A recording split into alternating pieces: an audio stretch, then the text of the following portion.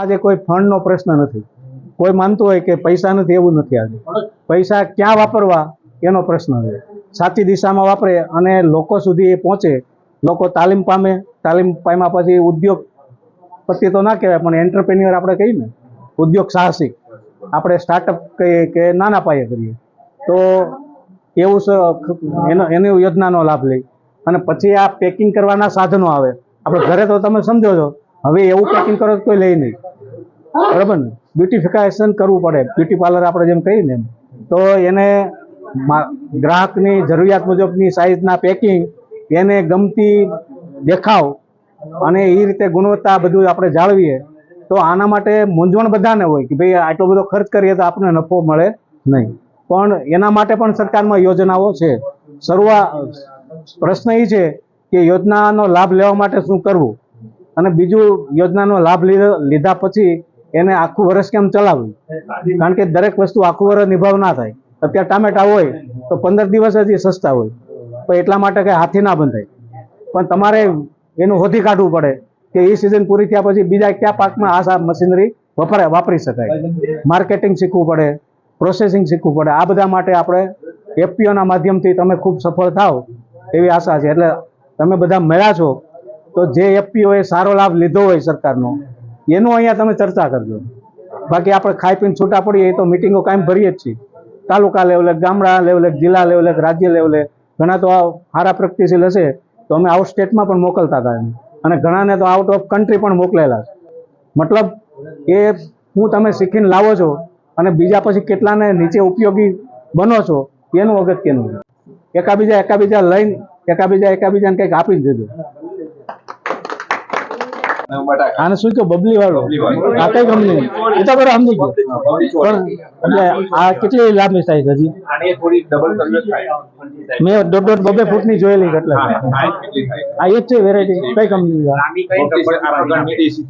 અચ્છા, એવું સમજાય. રબર બાંધે ને એટલે સીધી રહે. હા, રબર બાંધેલી જ પૂરીઓ હોય. હા, માજી ભરી જાય ને એના વળી માર્કેટમાં જે આવે એટલી ખરી. અને એનો પછી પાવર જોરદાર કશું કર્યા વગર જ ઉત્પાદન મળે. ચોરી વાલોર બધું આપણું. ટીંડોળા બતાવો. ટીંડોળા આપણા દેશી, અહીંયા જે લાંબા ટીંડોળા છે અને બદલા દેશી, અને એટલી બધી ડિમાન્ડ છે. બરાબર, એકદમ દેશી, ખાવામાં એકદમ ખટમીઠા લાગે. એટલે આ આખી દેશી વેરાયટી ની આખી રેન્જ છે. પેલા કોઈ લોબા આવે છે. હા,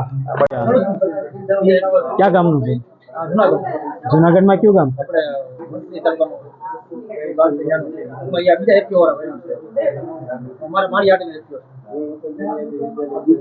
અમારી કચ્છની દેશી, અમારી વાડીના જામફળ.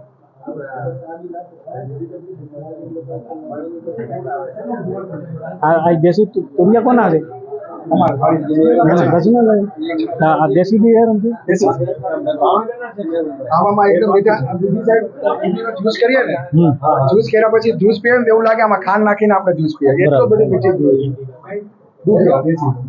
અમે દરરોજ સવારે આમ મીઠો પીને.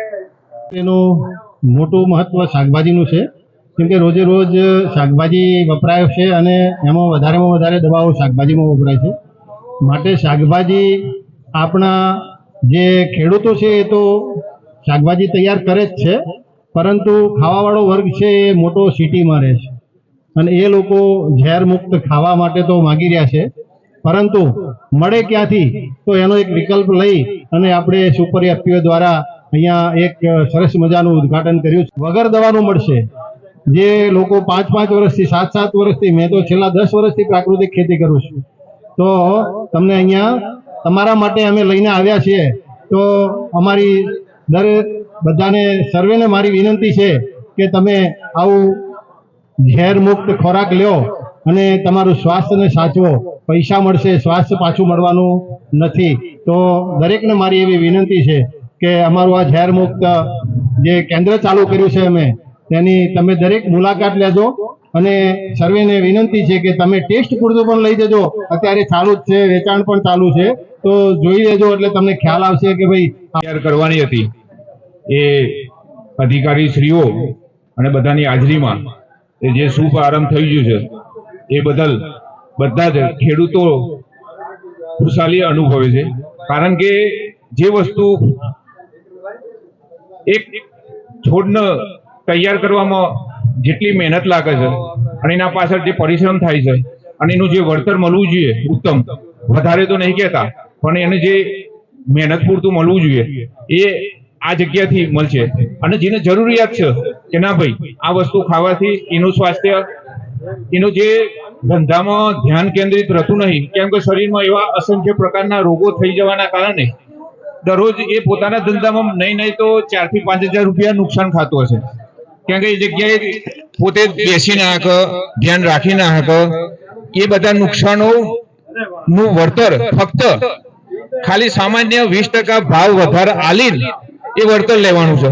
તમારે નહીં એક્સિડન્ટ વીમો લેવાની જરૂર, કેમ કે તમારું ગાડી ચલાવતા હોય તો ધ્યાન કેન્દ્રિત રહેશે, કેમ કે શરીર તમારું સારું રહેવાનું છે.